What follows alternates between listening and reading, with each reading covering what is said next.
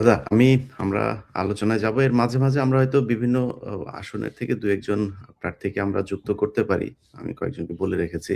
যাক প্রিয় দর্শক আপনাদেরকে একটা বিষয় আমার জায়গাটা পরিষ্কার করি। আজকে বাংলাদেশের যে পরিস্থিতি, এই পরিস্থিতিটা আ আপনারা দেখছেন আমি এবং পিনাকি দাদা আমরা বিশেষ করে খুব সরাসরি একটা পক্ষ নিয়েছি। এটা যদি আপনারা মনে করেন দেশ রাজনৈতিক দলকে আমরা প্রাধান্য দিয়েছি, কারো বিরুদ্ধে কাজ করতে চেয়েছি।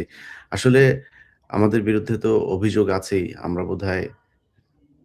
বোধহয় জামাতের কাছ থেকে টাকা-পয়সা নিয়ে তারপরে বিএনপির বিরুদ্ধে বলি। আবার অনেক সময় বিএনপির কাছ থেকে নিয়ে জামাতের বিরুদ্ধে বলি। তো এই মুহূর্তে যদি টাকা-পয়সা নেয়ার সুযোগ আমরা চেষ্টা করতাম সেটা বিএনপির চাইতে বেশি জামাত ইসলামী দিতে পারত না। তো যেই কারণে আমরা আ আওয়ামী লীগের আমলে বলতো তারেক রহমানের টাকা খেয়ে আমরা রাইট। তো আওয়ামী লীগের আমাদের বিরুদ্ধে বলি। আমাদের যেই টাকা-পয়সা আমরা তারেক রহমানের কাছ থেকে আগে নিয়েছি সেগুলোর ডকুমেন্ট আমার মনে হয় সামনে দিলে জাতি উপকৃত হতো। তো এসব অভিযোগগুলো অনেক আগে থেকেই আমরা শুনছি। আমরা আসলে কোন পক্ষ নিইনি, আমরা বাংলাদেশের পক্ষ নিয়েছি। এবং এখানে আমি আমার জায়গাটা পরিষ্কার করি, দাদার কথা বলবে। দেখেন আমি এইভাবে সরাসরি কখনোই বিএনপির বিরুদ্ধে গিয়ে দাঁড়িপাল্লার পক্ষে ভোট চাইতে পারি না। আমি গতকালকে ১ম সরাসরি আমার 15 মিনিটস এর একটা প্রোগ্রাম করেছি সেখানে দাঁড়িপাল্লার পক্ষে ভোট চেয়েছি। কেন চেয়েছি? ১ম কথা হচ্ছে যে তারেক রহমানের প্রতি আমাদের একটা বিশাল প্রত্যাশা ছিল। সারা দেশের মানুষেরই ছিল এবং উনার কথাবার্তা আমরা গত কয়েক বছর ধরে যেটা শুনেছি সেখানে মার্জিত, ভদ্র, ইনফরমেটিভ তারপরে একটা স্বপ্ন উনি আমাদেরকে দেখিয়েছিলেন। ১ম এই আমি ধাক্কা খেয়েছি যেদিন বেগম খালেদা জিয়া মারা গেলেন। মারা গিয়েছে আসলে উনাকে যেদিন ডিক্লেয়ার করা হয়েছে তার আরো অনেকদিন আগে উনি মারা গিয়েছেন। প্রায় আমি মনে হয় গুনেছিলাম যে প্রায় ১৭-১৮ দিন আগে উনি মারা গিয়েছিল। এবং এটা উনার যে দায়িত্বরত ডাক্তার তিনি নিজে এবং বিএনপিপন্থী ডাক্তার। তিনি নিজে আমার কাছে স্বীকার করেছেন। তো মনে করেন এই বিতর্কে আমরা যাচ্ছি না। যেহেতু এটা মেডিকেল একটা ব্যাপার। উনি ঠিক আছে মেডিকেল সায়েন্স এর প্রযুক্তির মাধ্যমে উনাকে বাঁচিয়ে রাখা হয়েছে আর্টিফিশিয়ালি।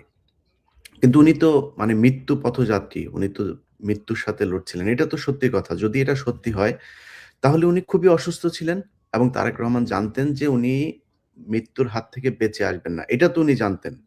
ডাক্তাররা এইটুকু তো বলেছে উনাকে। উনি লন্ডন থেকে গেলেন বাংলাদেশে যাওয়ার পরে সেখানে সোজা গেলেন উনি জনসভায়। এবং এখানে অনেকগুলো প্রশ্ন আসলে আসে। উনি অনেক উনি ইয়েতে ছিলেন আপনার কি বলে নিরাপত্তা ঝুঁকিতে ছিলেন। এত নিরাপত্তা ঝুঁকিতে থেকে উনি আসার পরে যেভাবে মাঠে চলে গিয়েছেন আমার কাছে এটা খুব নিরাপত্তা ঝুঁকির পূর্ণ একজন মানুষকে মনে হয় নাই। আচ্ছা তারপরেও যাই হোক, উনি যে জনসভাটাতে গেলেন, এই জনসভাটাতে না গিয়ে একজন সন্তান হিসেবে কি উচিত ছিল না আগে মায়ের সাথে দেখা করা? উনি তো জানতেন উনার মায়ের একদম শেষ মুহূর্তে আছেন। যদি মারা নাও যায় উনি ধরে নিলাম এটা। কিন্তু একজন মানুষকে এইভাবে রেখে উনি রাজনীতি করেছেন। এটা যার এই সন্তান হিসেবে মায়ের প্রতি যার এই দায়িত্ব, সে দেশের প্রতি কতটুকু দায়িত্ব পালন করবে আমি জানি না। তারেক রহমানের ব্যাপারে আসলে কথা বলতে গেলে খুব আ মানে অ্যাটাকিং ইয়েতে কথা বলতে পারি না। কারণ তারেক রহমান নিজেও আমাকে যথেষ্ট উনি পছন্দ করেন। আমি এখনো পর্যন্ত উনি দেশ পরিচালনার যেহেতু সুযোগ পান নাই, উনাকে নিয়ে একদম 100% বলারও সুযোগ নাই। কিন্তু যেই জিনিসগুলো সামনে এখন পর্যন্ত এসেছে এগুলো নিয়ে যদি আমরা চিন্তা করি, যদি বিশ্লেষণ করি, তাহলে দেখব যে সামনের যেই দেশটা আসলে বিএনপির হাতে যদি যায়, এই দেশটা নিরাপদ থাকবে না। যে কারণেই আমি আরকি সরাসরি একেবারে আপনাদের এই বিএনপির বিরুদ্ধে অবস্থান নিয়েছি। এবং বাংলাদেশের মানুষকে যে বিষয়টা বলতে চাই, অনেক মানুষ সারাদিন ফেসবুকে, তারপরে ইমেইল নানানভাবে বিভিন্ন মানুষকে দিয়ে এর জমির সমস্যা, ওর জমি দখল করে নিয়ে গেছে, এর বাড়ি করতে গিয়েছে, সে বাড়ি করতে যাওয়ার পরে রড নিতে হবে, সিমেন্ট নিতে হবে, বালু নিতে হবে, না হলে মারধর। হঠাৎ করে রাতের বেলা এসে জমি দখল করে। এই গত ঈদের দিন গরু কিনেছে সে কুরবানিটাও দিতে পারে নাই। সকালবেলা তার বাড়ি দখল। মিরপুরের মতো জায়গায়। তো এই যে পরিস্থিতিগুলো, আপনি একটা অফিসে গেলে আপনাকে ঘুষ দিতে হয়। আপনি একটা পাসপোর্ট করবেন, ঘুষ দিতে হয়। আপনি থানায় যাবেন পুলিশের কাছে। আমি বাংলাদেশের মানুষকে অন্তত আশ্বস্ত করছি।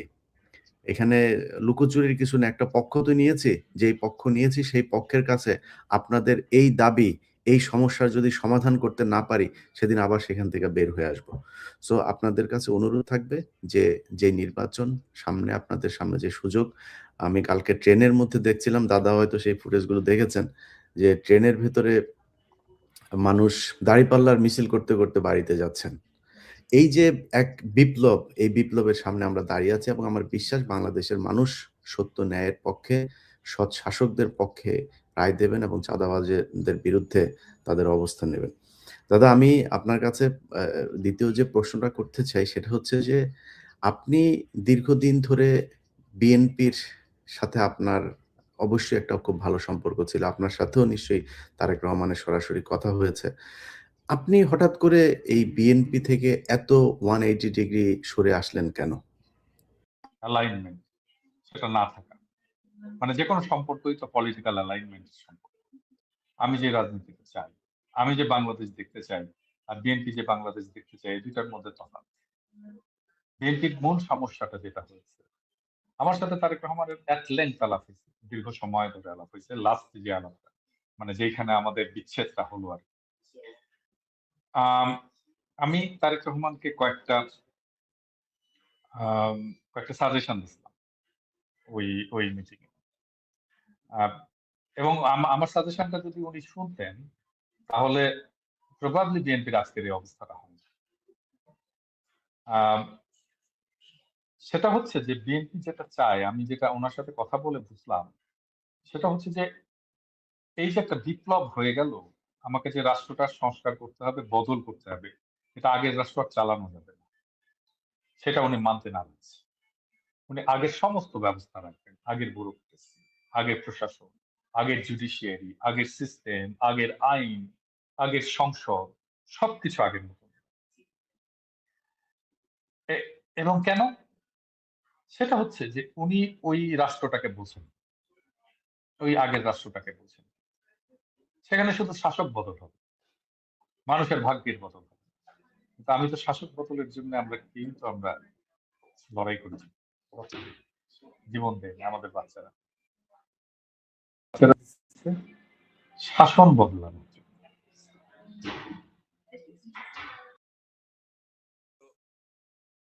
এখন আমি বুঝে গেলাম যে উনি এটা করবেন না, তখন তো তার সাথে থাকার আর কোনো উপায় নেই। আমি তো রাষ্ট্রকে বদল করতে চাই। আমি তো নতুন একটা রাষ্ট্র চাই। আমি তো সিস্টেমটা বদল করতে চাই। আমি তো নতুন একটা সিস্টেম চাই। আমি তো আবার সেই একই জিনিস, একই দুর্নীতি, একই প্রশাসন, একই পুলিশ, একই নিপীড়ন, একই গুম-খুন। ওইটা তো আমি চাই না। তাহলে ওইটা বদলের জন্য উনার চিন্তা কি? উনার কোন চিন্তা ছিল না। আমি এবার বলি উনাকে আমি আসলে কি সাজেশন দিছিলাম। ১ম সাজেশনটা ছিল যে দেখেন আপনি ৪ দলকে রিভাইভ করেন। ৪ দলকে রিভাইভ করেন, ডাকেন সবাইকে। দেখে আপনি আপনার জাতির বিবেক হন। আপনার ক্ষমতায় যাওয়ার দরকার নেই। আপনি ক্ষমতার উপরে চলে যান। আপনি ৪ দলকে ডেকে এটাকে রিভাইভ করে আপনি বলেন যে আপনারাই চালান। আমার দল আপনাদেরকে সমর্থন দিবে। আমি আপনাদেরকে সাপোর্ট করব। দেশ আপনারা চালান। আমরা একসাথে দেশ চালাই। আমাকে সামনে নিতে হবে না। আমি পিছনে থাকব। আমি পিছনে থেকে আপনাদেরকে সাপোর্ট করব। এই কথাটা যে লিডার বলবে তাকে ছাড়বে? তার অনুসারীরা ছাড়বে না। আমি তো আমার লিডারশিপটাকে এস্টাবলিশ করতে পারি। আমি আরেকটা সাজেশন দিছিলাম ছাত্রদলকে ডিসলভ করে বৈষম্য বিরোধী ছাত্র আন্দোলনে যোগ দেওয়ার জন্য। কারণ ছাত্রদলে কোনো রিক্রুটমেন্ট নাই, ফ্রেশ ব্লাড নাই। এই সংগঠন তো চলবে না, এই সংগঠন থাকবেও না। তাহলে আমাকে ছাত্রদলকে রিভাইভ করার জন্য কি করতে হবে? আমি বলছিলাম যে আপনাদের সবাই ছাত্রদল সবাইকে বৈষম্য বিরোধী ছাত্র আন্দোলনে যোগ দিতে হবে। গণসংগঠন হলো বৈষম্য বিরোধী ছাত্র আন্দোলন। আপনারই গণসংগঠন হলো যারা ছাত্রদল করতে আসে, বিএনপি যারা করতে আসে, বিএনপি মনা যারা তারা ছাত্রদল করবে। বৈষম্য বিরোধী ছাত্র আন্দোলন। সেখানে আপনার দলের লোকের ছাত্র দলের একটা বেটার কন্ট্রোল থাকবে। আর আপনিও ওইখান থেকে রিক্রুট করতে পারবেন আপনার লোকদের। বিএনপির লোকদেরকে আপনি ওখান থেকে রিক্রুট করতে পারবেন। তাহলে একটা স্ট্রং ছাত্র শিবিরের পাশাপাশি আর একটা স্ট্রং ছাত্র সংগঠন আমরা পেতাম। উনি সেটাও শুনলেন না। মানে বিষয়টা হচ্ছে একটা নির্বাচন দিতে হবে এবং নির্বাচনের পরে আমরা ক্ষমতায় যাব।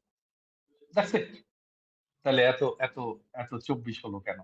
জুলাই বিপ্লব হলো কেন? এত বাচ্চার রক্ত দিল। মানে এখন বিএনপির প্রোগ্রাম গুলো দেখেন। কোথাও এই বিপ্লব আছে? এই কার্ড দিব, ওই কার্ড দিব, সেই কার্ড দিব। কার্ডের পরে কার্ড।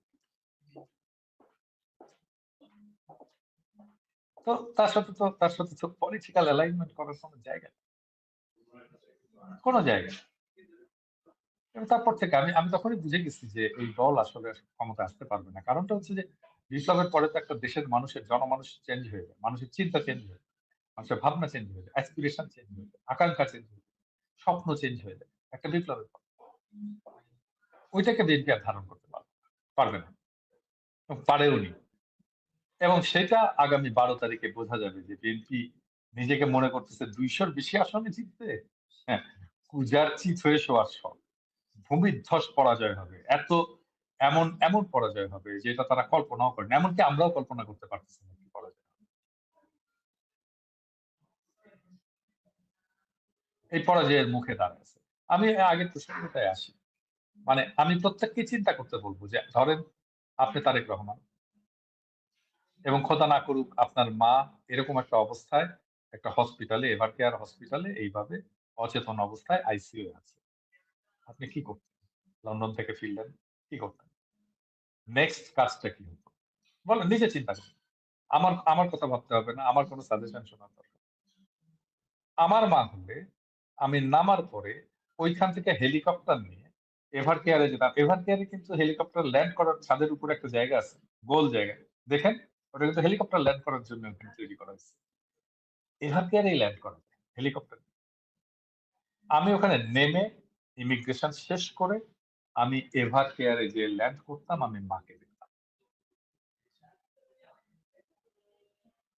আমার মায়ের সাথে দেখা হয়ে যেত। তারপরে আমি হেলিকপ্টারে করেই এসে আমার